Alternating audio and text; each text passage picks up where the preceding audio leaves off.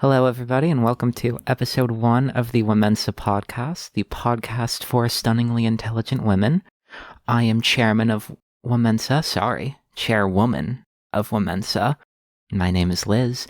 I'm here with my assistant chairman, Stephanie, and our new intern, Beth. How are you all doing today? I'm doing pretty swell. I'm doing okay. Just okay? Just okay. Well, we'll make sure to turn that into a great day today with some empowerment and some focusing on ourselves. That's all we ever do. Yes. So, although you're listening to this podcast currently, you may be unfamiliar somewhat with our organization. As I said before, WoMENSA is an organization for spectacularly intelligent women. Of course, as we all are. But we figured that you may not be familiar with the specific voices we're hearing. Or you're hearing. Again, apology. So we figured we might give you a nice short little introduction for each of ourselves. Intern Beth, would you like to start?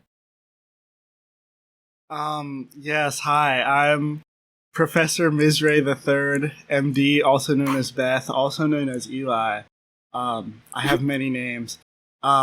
I would first off like to issue a formal apology to current and future listeners of the podcast for my actions last month regarding the Twitter video of a baby elephant stepping on a rake and having the handle hit him in the trunk. It was not funny, and I should not have laughed, and I also should not have made that thread on X, the Everything app, vehemently defending my comments about the elephant rake video.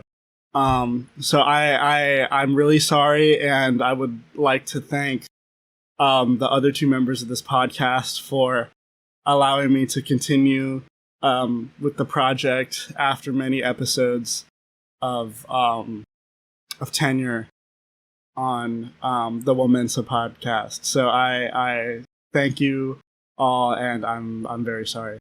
Jesus, I didn't know we hired a sicko. Well, we're all here to forgive and forget. The last thing us sisters can do is to tear another sister down. So, of course, Beth, due to her actions, has been demoted from international chairwoman to an intern in order to pay penance for her sins against elephants. Mm-hmm. But we're more than happy to keep her around. I suppose I should introduce myself? Of course, you're welcome. Suppose I should introduce myself next. As I said, my name is Liz. And to be honest, it's a bit hard on me to think of a good enough collection of things to introduce myself to you.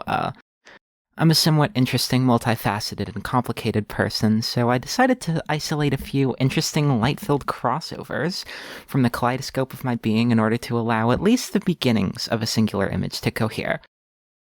Number 1, although every host of this podcast has their own intellectual bona fides without a slouch in the bunch of us, I would consider myself the most traditional academic of the group. I specialize in the humanities, liberal arts, and generalities of the wonder of the mind separated into its own distinct sphere of play. You guessed it, I love literature first and foremost. As a tenured professor in said field of study at NYU Des Moines, I specialize in queer literature, the representation of queer bodies, the exploration of queer spaces, and queering the queer history of queer language as a language of queerness and queering the queer as queer.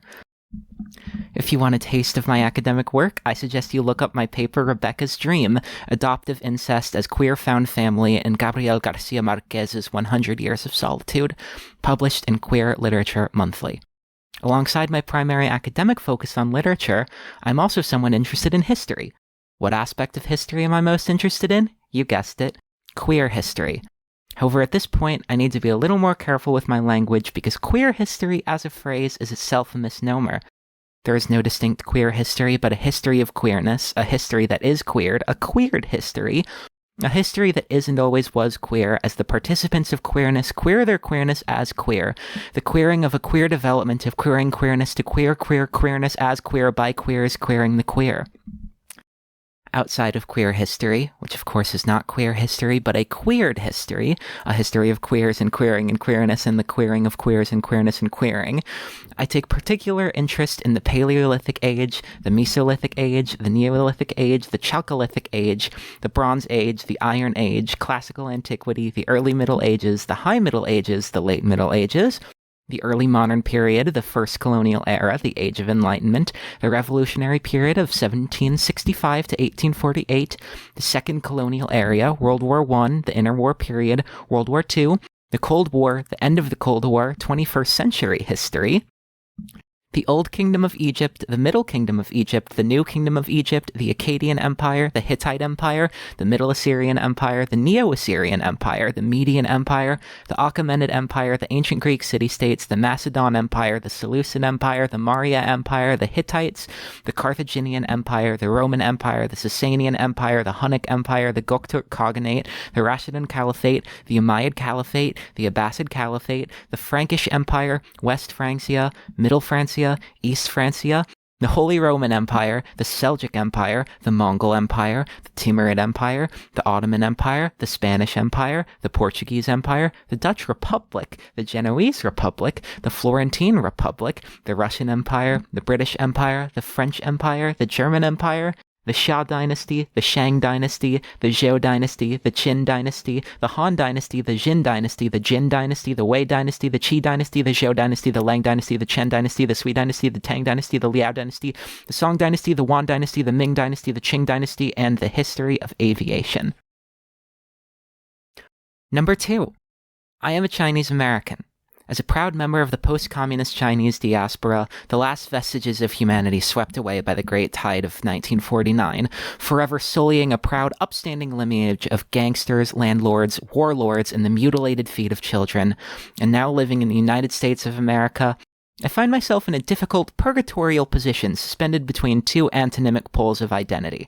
As someone nominally Chinese, I have a strong desire to get back in touch with my Asiatic roots.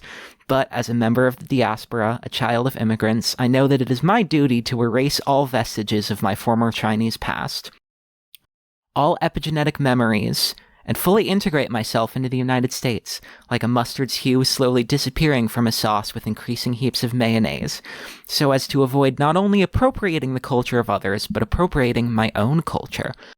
After all, I come from a strong lineage of bunny chasers, so shave my head, slap a cap on the cleared-out Chinese substrate, and shove a rifle in my hand, 'cause I'm gonna kill that quasi wabbit, and not only kill it, but marry it and bear its children as well. I have already pursued my duty of cultural erasure so thoroughly that if you looked at and spoke to me now, you'd hardly even be able to tell that I'm a lady of the Orient, aside from my sleek black hair, almond-shaped eyes, and the shape made by my catastrophically small penis as it points forward accusatorily through skirt and pant alike, unfettered by the pull of gravity like a small bird lifting off from tree perch into the great blue sky. Number 3.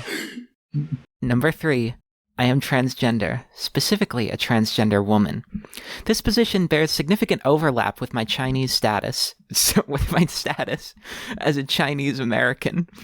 I am a sort of dual status immigrant, in a sense, having departed the ruddy, rocky, native land of masculinity towards the loamy, frothing, fertile soils of womanhood. Of course, to some in the audience, this sort of status change may appear less as a sort of migration and more as an invasion, less innocuous and more forcible. I can only say to those in the audience who may feel that way that that is not the case at all universally, although it absolutely is in mine.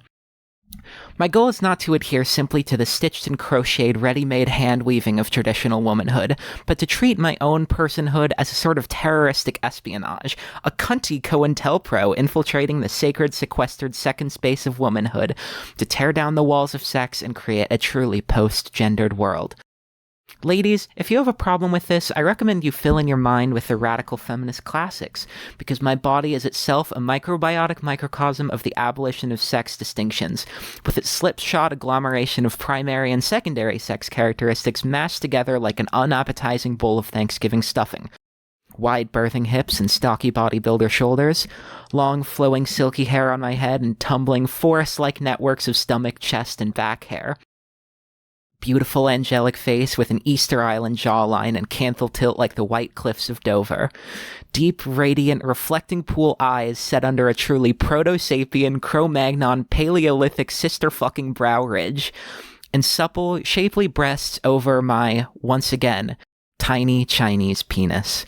In fact, staying on genitals for a bit, we could say that the meek little soldier down there is a bit of a microcosmic abolition itself, pressure-dependent, as its nearly microscopic size allows for it to be forced back into my body in sufficiently tight trouser environments, forming a sort of cavity in the groin area that one could liken to a vagina.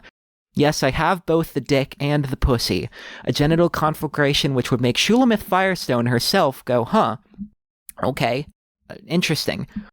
But don't worry, Firebrand. My genitals are not only so small that it transgresses sex distinctions in certain pants, but it is also so thoroughly impotent that I will only be able to bear children with the aid of artificial reproduction. Anyways, that's enough about me, but I'll leave you with one final word.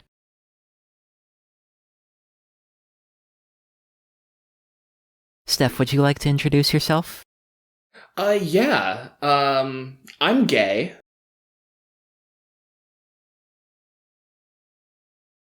Marvelous. Let's move on to our questions. Well, first, I believe we have a sponsor for this first episode, don't we? Oh my goodness, yes we do. I'm so excited glad for this one, ladies. I'm so glad you brought this up. Today's episode of the WoMENSA podcast is actually sponsored by the great and mighty Elon Musk. Elon hit us up the other day, and he actually was like, Stephanie, I need good publicity in the intellectual and comedy worlds. And I said, wow, Mr. Musk, I'm your biggest fan. How much are you willing to pay? And then he Venmo'd me like half a Dogecoin. So I do just want to say, please swipe right. Please buy a lime green Tesla and just turn on autopilot in a specifically treacherous area, such as the Bolivian Death Road or perhaps the Fairy Meadows Road in Pakistan, just to really test out its capabilities. I promise you will not be disappointed. Thank you to Elon Musk and Tesla for sponsoring today's episode. I thought we had a sponsorship from a rake company. Did we not? Did that fall through? The rake company? No, the rakes heard you were on the show and they pulled out because of your shenanigans.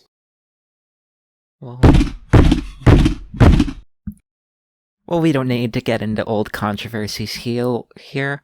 We'll send Beth to a mindness corner real quick, a mindfulness corner. So typically our shows would involve a sort of lecture. One of us ladies, or bringing in a woman of her own stature, in order to give a presentation on a topic that is near and dear to her heart. However, I believe that our own personal introductions can serve as enough of a lecture in our own. A sort of self-lecturing, a kind of mindfulness, self-awareness lecture that only women are allowed to do because men are stupid.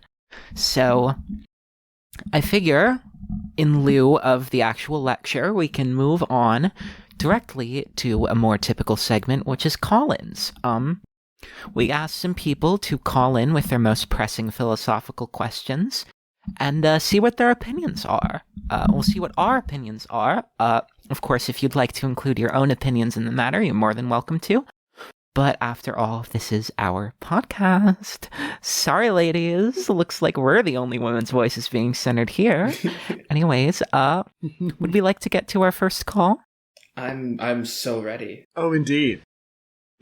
All right. Sorry. This is from somebody named Louie.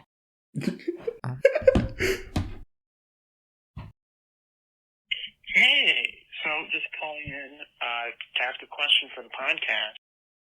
Where do you gals, think that the Trump tariffs is going? Like, what would you say is the goal and what will be the end result of them, of this entire political circus clown show? It's really hard to gauge what the fuck is going on lately. So I was honestly just wondering, where is this going, I guess. And also, tell Beth that she looks like a goblin. Thank you. Really, that's really hurtful. struck a nerve with those elephant posts, huh? Listen, we're here to forgive and forget, ladies. Always remember that. This is a space of acceptance. No matter what level of animal cruelty one may find acceptable, this is a place of acceptance. So please no more call-ins calling our now intern a goblin, or a cretin or a caveman, or any such other sort of disparaging remarks. Anyways, I believe the central question was about the Trump tariffs, kind of the overall direction for them. Now, I've had my own think about this, but I'm wondering what you two think. Do you mind if I go first, Beth? Yeah, go ahead. Well, I've said this before. I've said this many times. I think he's just a really incompetent accelerationist. I think he really just wants to destroy everything. I think he's actually woke. I think he wants to make it so things get so bad that we finally have the proper conditions, material conditions, just for a true socialist revolution for the future. And I think he's just I think he's woke. That's my long and the short of it. I think he's that friend that's too woke. I see. So basically, welcome Mr. Trump to the sisterhood. Exactly. Yeah. We should have her on the podcast. Oh, we that'd be should. So wonderful. We should have Miss Donatella on the podcast. Okay, anyways, Beth, what are your thoughts? Well, so as you both know, and as some of the viewers, longtime viewers may know, I am a Californian, and so I don't want to pretend to know what Miss Trump's game is here with the tariffs, but I do know that I'm very excited to see where it will go, because as a Californian, one of the major parts of the Californian culture is the homeless. Oh. And as a woman, I'm really interested in getting in touch with that part of the Californian diaspora. So I really hope that Miss Trump's tariffs will lead me into finally becoming homeless and finally being able to come into contact with that part of my Californian identity. Because really, I felt isolated. And the homeless in California, which, for the record, is probably about 85% of the population of California. It's a bit of a low ball. They are the real they are the real Californians. And so, as a Californian patriot, I am really, really looking forward to the Trump tariffs and becoming homeless and having to eat worms off of the sidewalk. An interesting perspective. I had never thought of it like that before. You get to get in touch with your cultural roots. You get to get in touch with the soil, both with your body and your soul.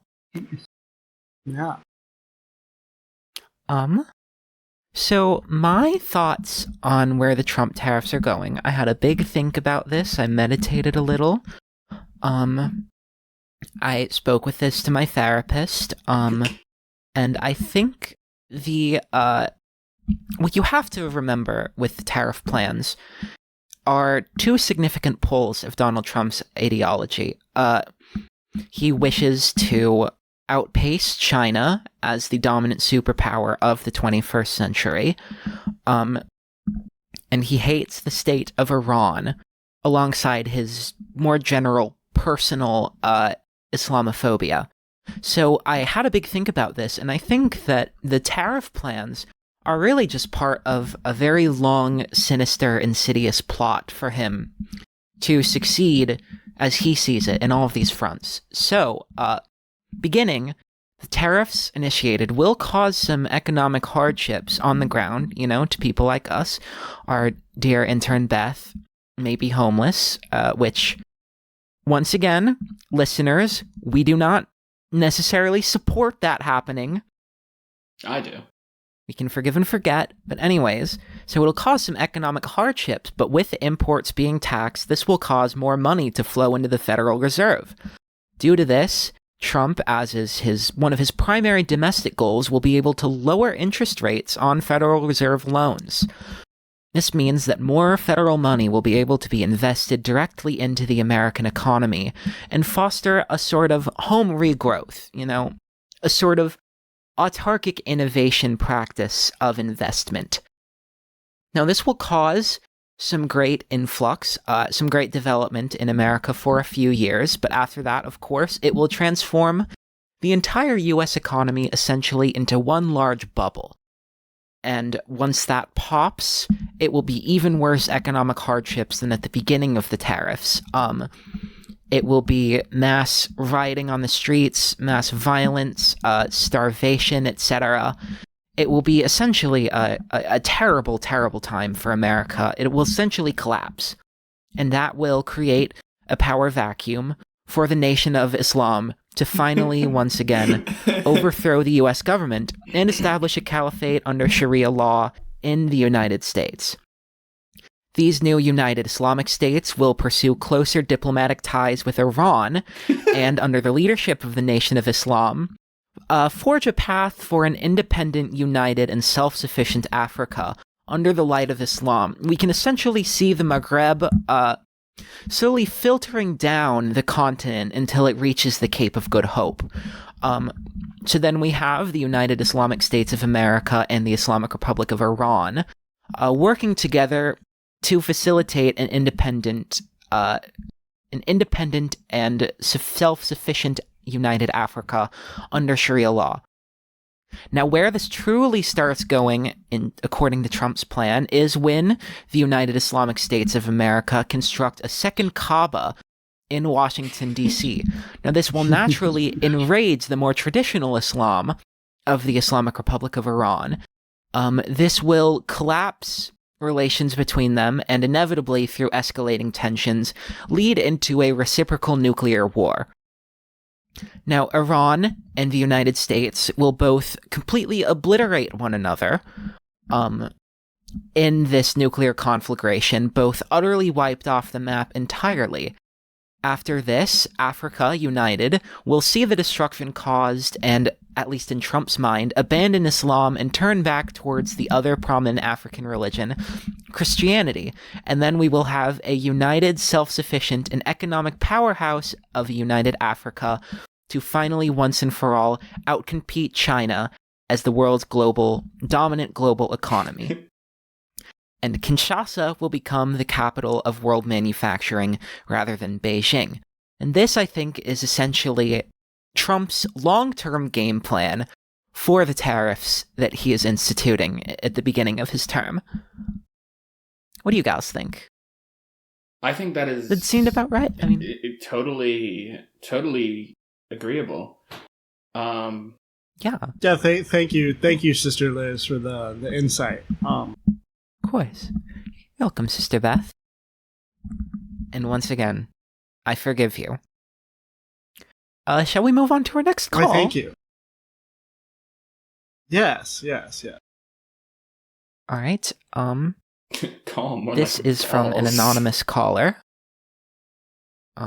Let's hear it. Dear atheist liberals of this podcast, I've come up with a moral dilemma of sorts, let's say, that will show your true colors. Now, let's say, hypothetically, you were to be in the Amazon rainforest, and with you, on your expedition into the rainforest, you had a Christian baby. And let's say, hypothetically, a swarm of killer bees were to like raise up and begin flying towards your camp. Now, luckily for you, there's a nearby river. However, it is made of holy water, and so you could dunk the baby under the holy water, saving it from the killer bees, but then baptizing it, going against your atheistic, stupid fucking beliefs, and you know that fuck it, and yeah. Or you could just let the baby die, be stung by like thousands of killer bees, and but you don't baptize the baby. Pick wisely, liberals. I'll be hearing from you soon. Okay, so the question as I understand it, you are in the Amazon with a Christian baby, and a swarm of killer bees starts flying at you, and you can either dunk the baby into a river of holy water, thus baptizing them and sacrificing your atheist beliefs, or you can allow the baby to be swarmed and killed by the killer bees. I believe I've understood this correctly. Well, I'd like to hear opinions from you two first.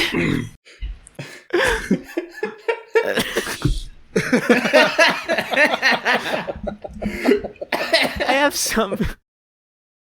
some questions about this particular question. I do too. First of all, why is why they need to like get like run a tighter ship? Like they have a whole they have a bee problem in the warehouse. It's the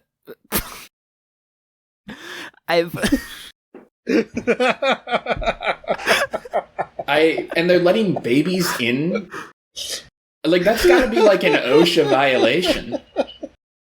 They're making babies, let alone Christian babies, work in the Amazon. Yeah, like that's gotta be like a child labor. That's like an OSHA. Like they have the money. A whole river. Yeah, they have a river. Like they're just leaking. They have a river. They have a river. They got like that's serious trees. water damage. That could give the baby lung problems for the rest of its life. That is insane. You could like lose so many packages. There's probably like 1 million packages beneath that river. That's probably why my fucking pub mix hasn't arrived yet. Mm-hmm. Is that what would happen to baby Moses now? Flows in the river to an Amazon fulfillment center? Put to work on the packing lines? The holy water is the piss of Amazon workers who have not been allowed to use the restroom. True, because their labor has saved them in the eyes of God. Exactly. Work sets you free. Anyways, as a wise man once said. Jesus Christ. Okay, so anyways, the question at hand, I have a few I don't quite understand. First of all, how would a baby be a Christian if it is not already baptized? Oh. Yeah. Oh. Bet you didn't think of that, caller. And anyways, even if the baby did die unbaptized, they're under the age of accountability, so therefore would not be sent to hell, but limbo. So even by your beliefs, letting the baby die by the killer bees would not be that bad. That is to assume that the Christian baby isn't even drowned in the holy water. Like, who knows how many killer bees are in there? You might be holding that baby underwater for 15 minutes. I guess the central moral... What if there are killer leeches in the river? True. What if there could be a menagerie of deep river creatures that could also kill the Christian baby? I mean, there's probably like a bunch of angry like laid off Amazon workers too. Of course, yeah. And also, I believe studies have shown that most holy water contains fecal matter, so you'd basically be submerging this baby in poop in order to save its life. Which seems like it seems like a fate worse than being stung to death by 150 killer bees. Yeah, it's like... Yes, it seems the answer we're narrowing in on here is the most merciful thing you can do is... Well, to snap because the baby neck. has already been baptized, because that's what the Christian baby means. No. The baby has already been baptized, that's what makes it a Christian baby. So you allow it to be stung to death by the bees. So then it will go to heaven, and its suffering in death will exalt it in the eyes of God. I wholeheartedly It may help I think that's kick the correct baby answer. a couple times, too. Yeah. Yeah. Alright. Well, I think that question's pretty much served. Yeah, I still do just want to know, like, what is going on in those warehouses. What a malicious question from the caller. It's truly just evil. I think this caller hates women. I'm just gonna say it. I think I agree. I think that this caller should be forced to write an apology, or come onto the podcast and give a verbal apology. True. You know what? As I did. I think this caller might be something of a Christian baby herself.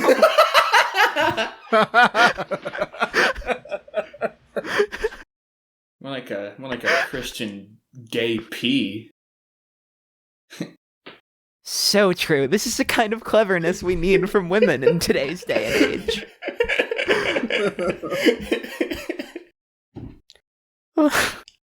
Should we move on to the next question? Oh, I think it's time. I'm so ready. All right. This is from Orville Rittenbauer. Anyways, let's just see. Hi.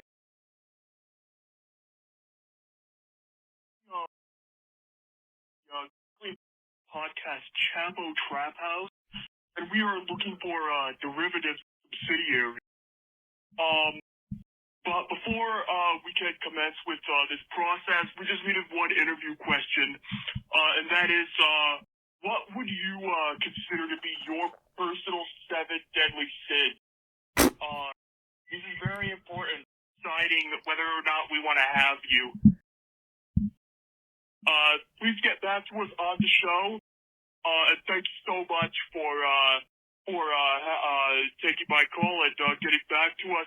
We look forward to having a fruitful relationship.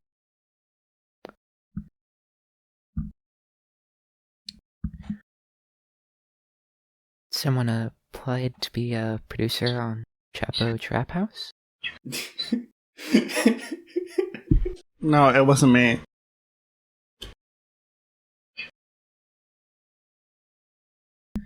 The famous misogynistic podcast?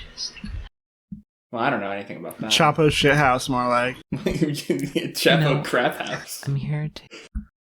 Yeah, yeah, Crapo Crap Mouse. Anyways, you know what? Whoever is deciding to betray the WoMENSA name by leaving us and joining this misogynistic podcast, we may as well try to answer their questions. So let's go down the line and say your personal 7 deadly sins. Whoever wants to start. I haven't thought of anything. I've got a whole piece about. I've been thinking about this since I was like 13 years old, actually. For my first made a certain call, maybe. No, I never made any sort of call. I wouldn't do that. I don't even know the names of all the people. I thought Felix Chapo was the name of a wrestler. Forgot about that. This- Anyways, please continue with your piece. I think for the first, like I think alcoholism might truly be the deadliest sin. Like I really just hate being inebriated. It makes me all like happy. Lately, I've actually just always been sober. Like right now, I'm actually about as sober as one of those really tragic phone calls. Like those calls I get from my doctor where she's like, "Hey, you've been just diagnosed with liver cancer." Yeah, Oh. probably on account of all that drinking you do.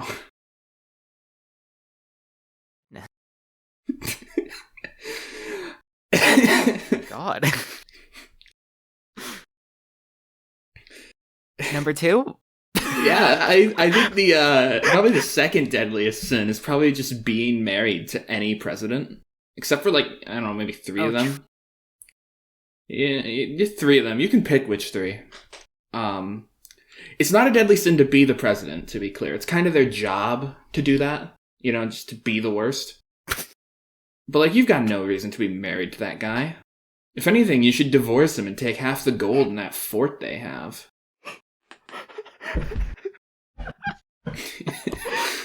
Number 3, I think, probably being an addict. Oh, true.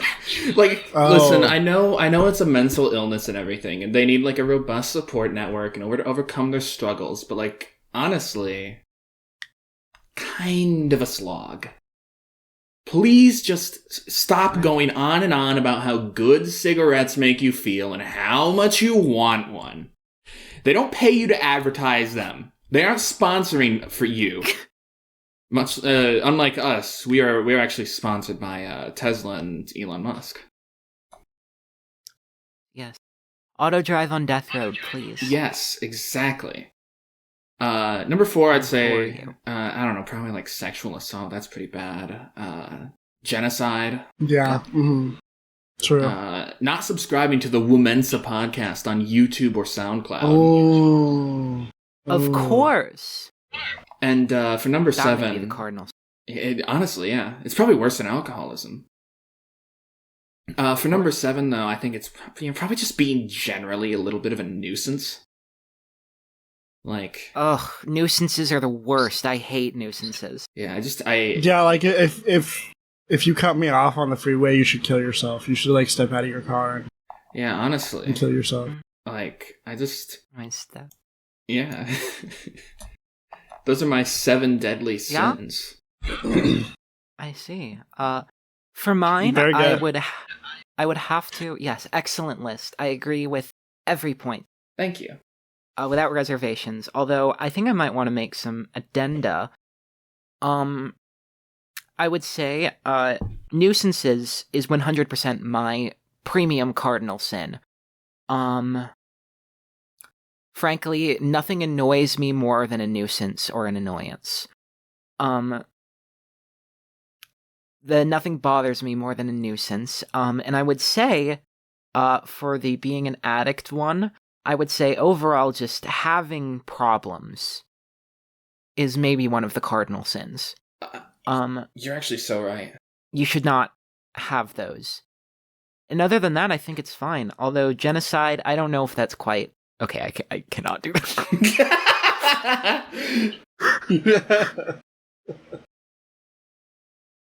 Yeah, I'm not a fan of that thing, It's kind of Genocide's pretty kind of a bad. bad time. WoMENSA declares officially, don't commit genocide. Please don't. Don't. Don't do it. Stop it. And if you're thinking about it, no. Don't do it. Netanyahu. Don't do it. Cut it Stop out. it. Mr. Netanyahu, you are on trial in the Court of International Women. You are a bully, Mr. Netanyahu. You are sentenced to 10 months of simulated period cramps.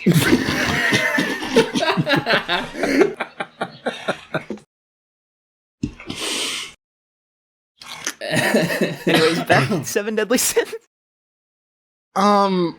I've been giving it some thought. I think my first deadly sin would be viewing videos of elephants stepping on rakes. Number 2, watching said videos multiple times.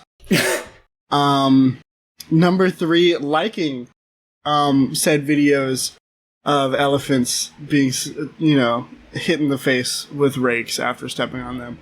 Number 4, laughing at elephant videos involving rakes.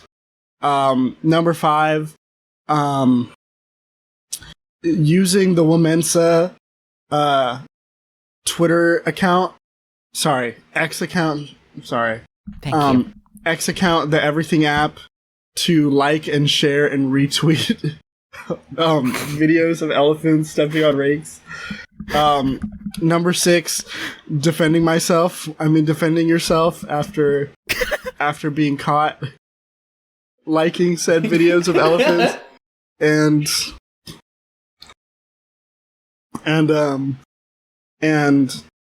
number 7, commissioning art of elephants stepping on rakes. I'm truly sorry. Please give me access to the coffee maker again. Well, listen, you will have access to the coffee maker once your 1 year stint as an unpaid intern for penance is complete. And once you attend the mindfulness retreat for ne'er-do-wells. Can I have my goblin status revoked? You're never a goblin because we support women. But we will continue to throw loose objects at you as you walk around the offices. Okay. Yeah, it kind of just comes with the job. Mm-hmm. And at the mindfulness retreat, you will be forced to step on about 18 to 27 rakes. Okay. Them's the breaks. Just to pay penance. Yeah. Anyway, I understand. It's okay. We love and support women. And we support you so much that we're going to give you a concussion from the amount of rakes as a sort of mental reset to reprogram your brain so you don't find animal cruelty funny.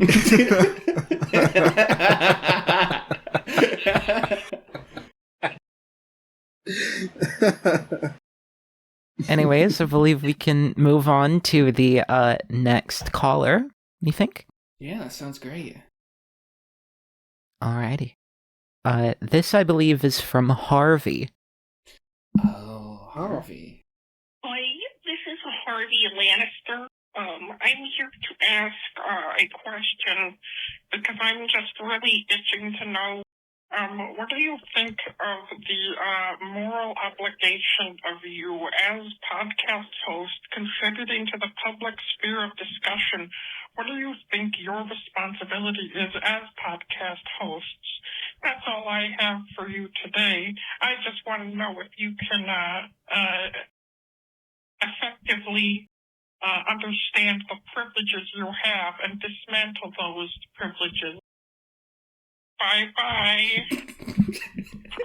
So sort of a thank you for your call, by the way. To all of the callers, thank you for the call. I haven't thanked any of you because I've been reprogramming my feminine training to never show gratitude. But anyways, I believe it's kind of a two-part question. A moral obligation to contribute to public discourse and an understanding of effectively dismantling your privilege. I believe I spoke on my position of dismantling privilege in my introduction. I have a certain privilege in the discourse as a child of immigrants, which I am working to actively dismantle in my complete assimilation into white society, because when you are an immigrant, people think that your voice matters, so I will be taking every step I can to ensure that my voice matters for the absolute least and is not taken seriously by anyone, which I guess would conflict with the public sphere of discourse, but listen, if I still have an obligation, I will still spout shit into the nothingness that is our listenership right now. Again, no obligation to care about anything I say, or care about me, or love me, or ever think about me. I am essentially dirt that the worms crawl through. And I will be making sure my penance is paid regarding that. But sorry, I'm taking up all the conversation. I'm taking up the floor. I'm gonna go, I'm gonna go hit myself over the head a couple times with a cinder block. You two can give your responses.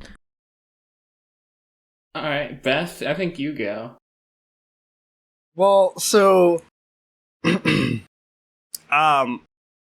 since I'm not getting paid by WoMENSA due to my the revokage of my salary after the unsavory comments that I made on X, the Everything app.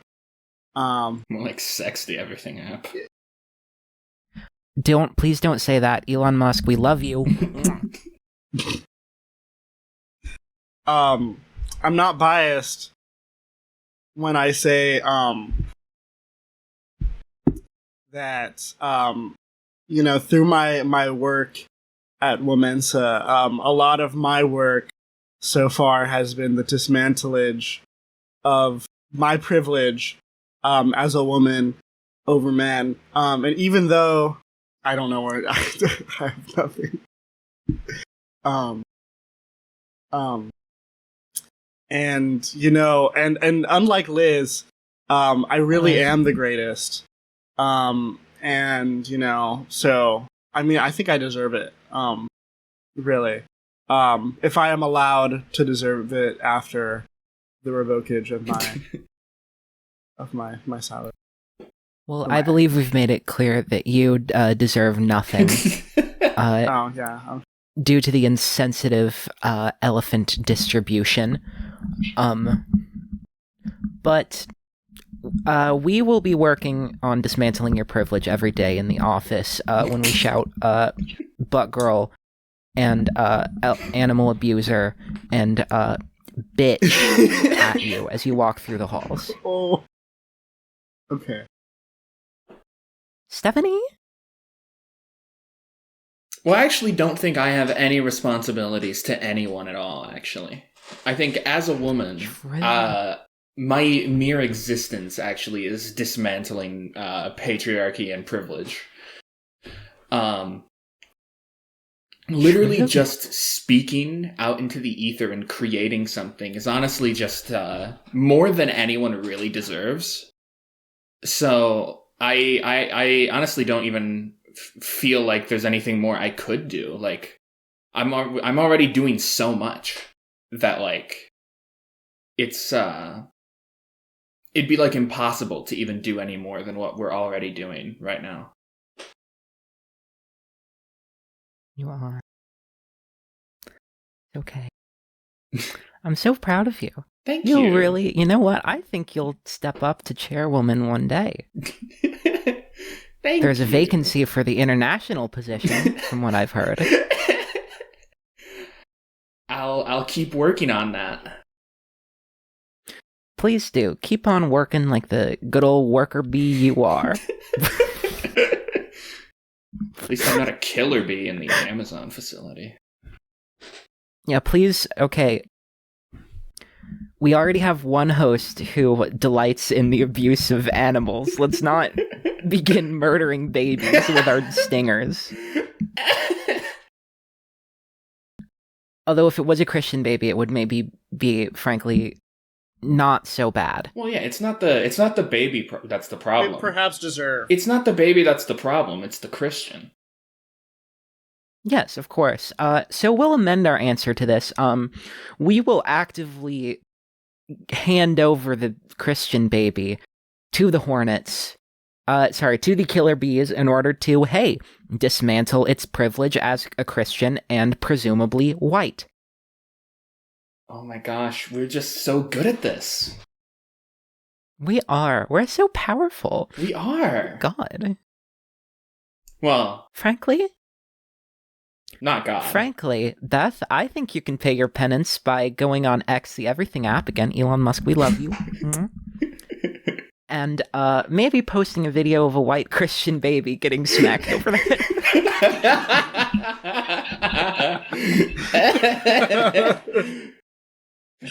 Which would would not be out of place and is not against the Everything app terms of service. You know that one video Of where course where the priest is waterboarding a baby? It's the Everything app.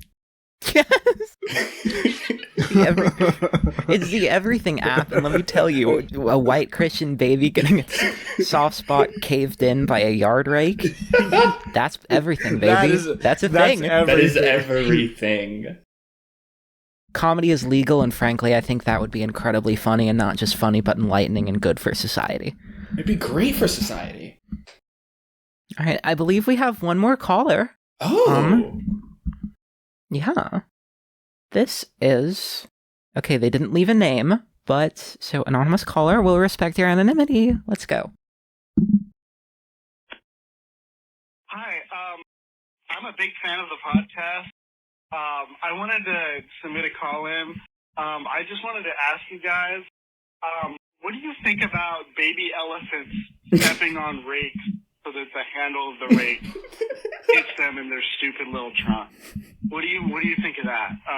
And like the politics and the philosophical, I guess connotations of that. Thank you. I'm a big fan. I've been to all of your live shows, and thank you. Beth, do you want to answer that? Answer that question?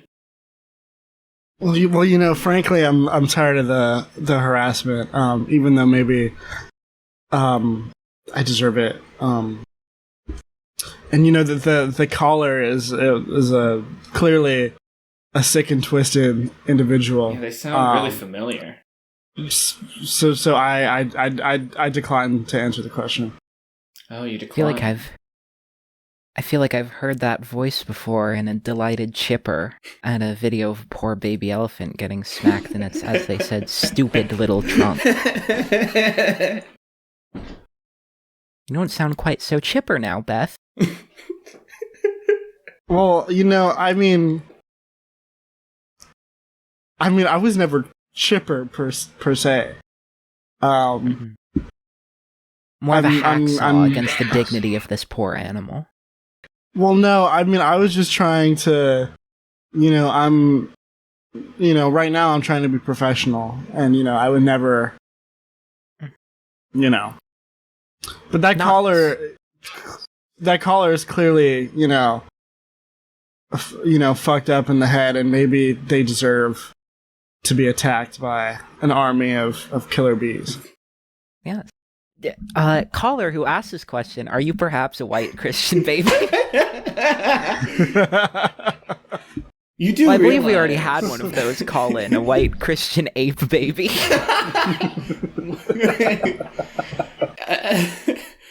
Listen, Beth, you do realize that elephants are critically endangered, right?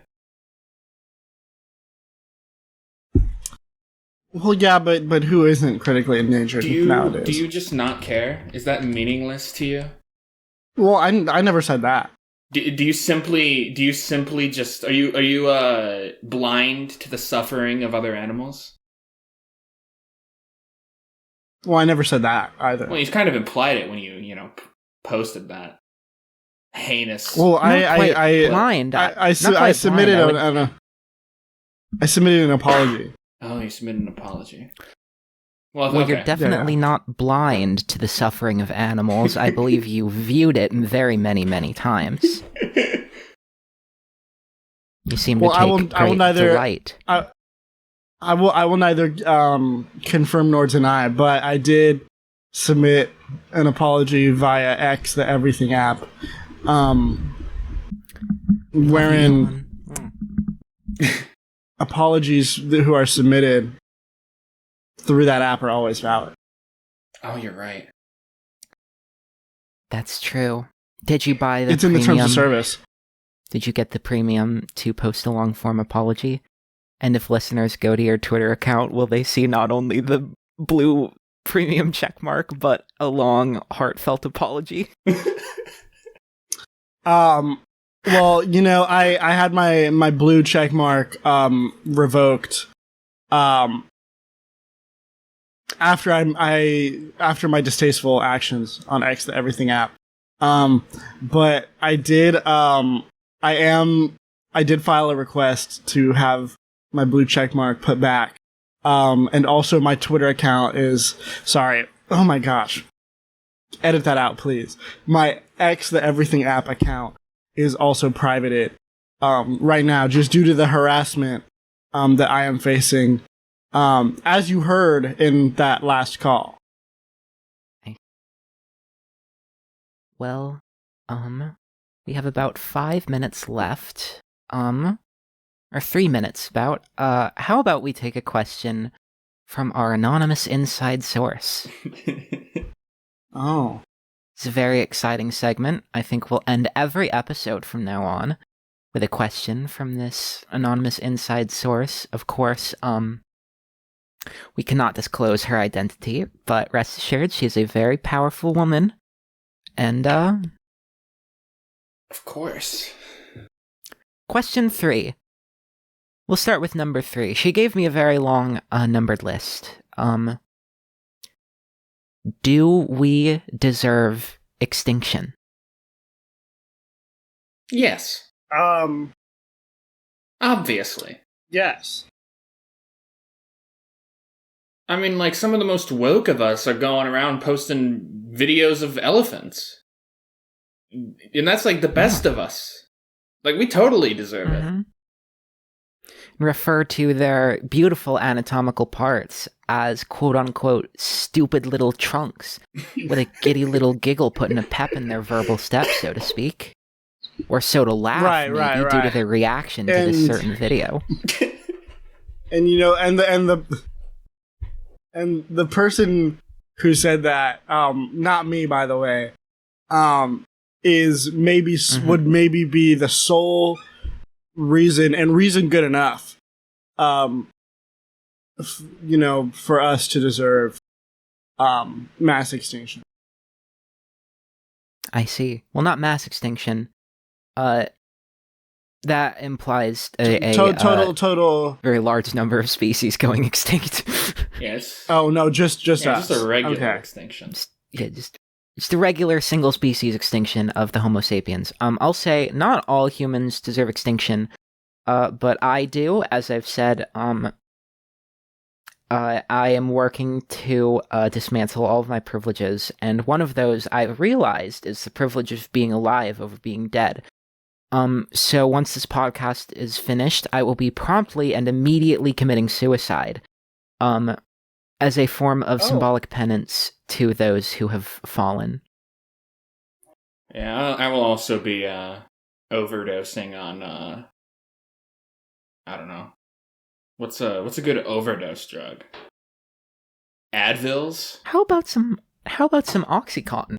Oh, I love me some Oxycontin. How about drinking a few gallons of Pepto? Oh, hell yeah. That should taste so good. I will be doing no such thing, as my access to the company medicine cabinet has been revoked.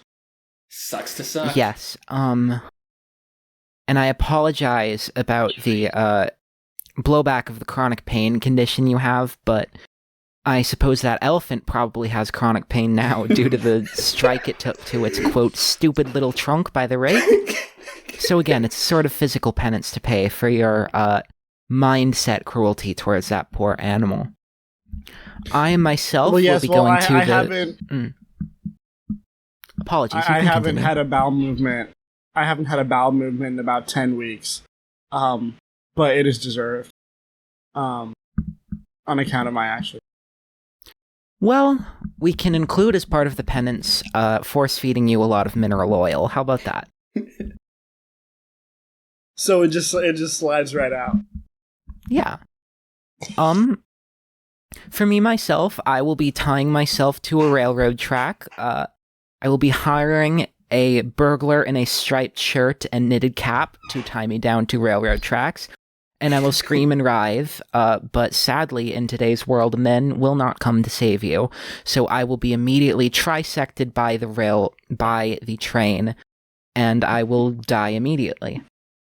Or probably long in suffering, because again, another privilege is the not suffering over the suffering. Anyways, I think that's Very about... I think that's about everything we have for this episode. We've hit an hour. It's been a very good discussion. You think this is a good place to call it, ladies? I think this is a wonderful place. I think so. Alrighty, well, I have been your WoMENSA chairwoman, Liz, joined as always by the co-chair, Stephanie, and our recently demoted intern, Beth. We all thank you very much for listening, and we hope to catch you again soon if the suicide methods don't take. Alright. Would you like to say goodbye, everyone? Any parting words? Bye. I'll see you in hell. So I don't true. think that their trunks are stupid. Well, we'll leave that be. If the suicide method does not take, I will see you in the next episode, and if it does, I will be dead forever after this recording, and you will never speak to me again. Anyways, bye-bye, listeners. Have a good night. Mwah, mwah, mwah.